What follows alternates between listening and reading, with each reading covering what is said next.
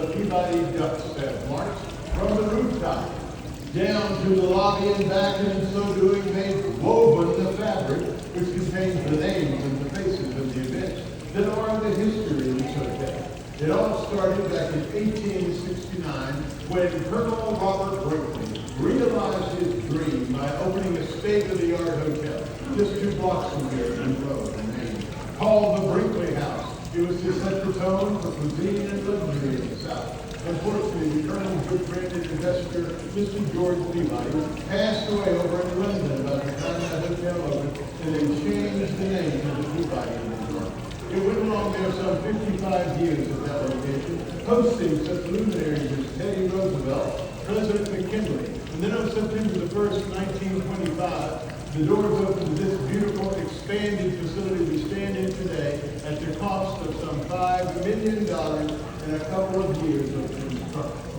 But that's not the whole history of this hotel, folks. Not by a long shot. So if you get an opportunity, go up to the mezzanine level and check out our memorabilia. If you go in there, you'll see a collection of names and faces, souvenirs of decades past. My favorite is a framed memo from Mr. Gary Bell, managing partner of the hotel, to the food and beverage director who's trying to change the menu over in the shade room.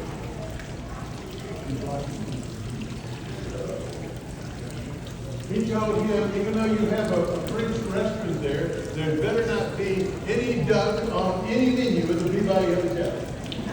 The tradition of ducks in the Peabody goes back a long way. In fact, to 1933, when General Manager Frank Scott and his buddy Chip went on a cold duck hunt into the city backwaters of the Mississippi in Arkansas. They knew it was going to be a cold day, so they took along another companion just for encouragement, a certain Jack Daniels.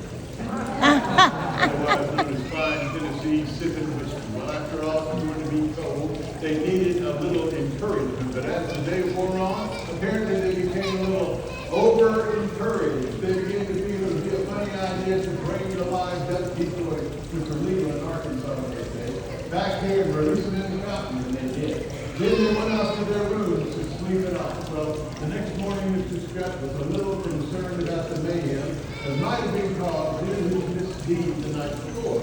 After all, he was the general manager, so he rushed down to the lobby and found 2 surprises. Number one, the ducks were still here.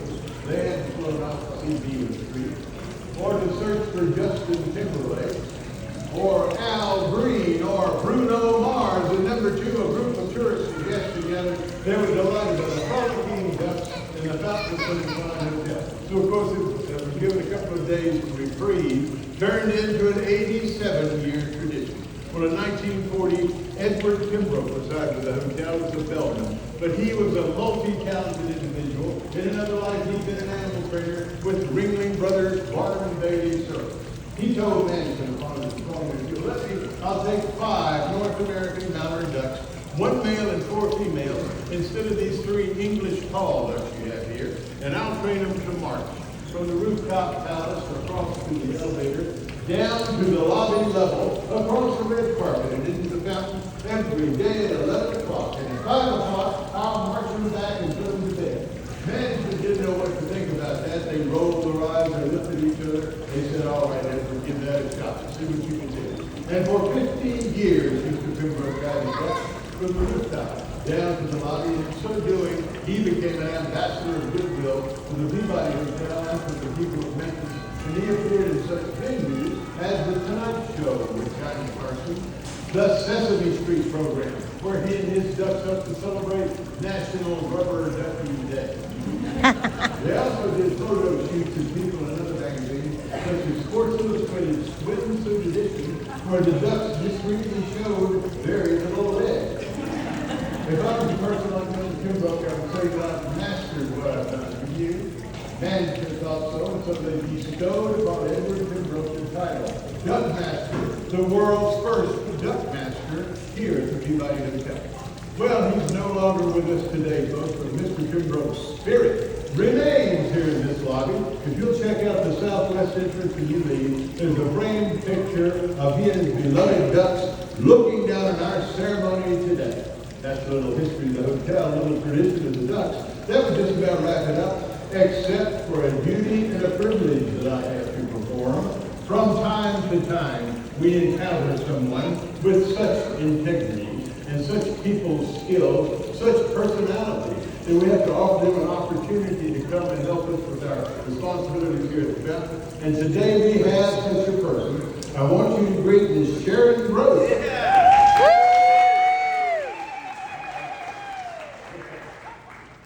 Now, Sharon's going to help me with my duties here at the fountain today, but before anything can be official, we must have a proclamation. Everybody knows that. So here we go. Whereas the day marches the world-famous Peabody Ducks is a time-honored tradition, begun in 1933 and attended by countless visitors, and whereas the care and the protection of Peabody Ducks must be attended to on a daily basis and can only fall to persons of high standards and great distinction, and since you're such a person, be it resolved that on June the 19th, June the 20th, 2023, Ms. Sharon Gross has been chosen honorary Duck Master. Now, in honor of this auspicious occasion, we have official Peabody rubber ducky.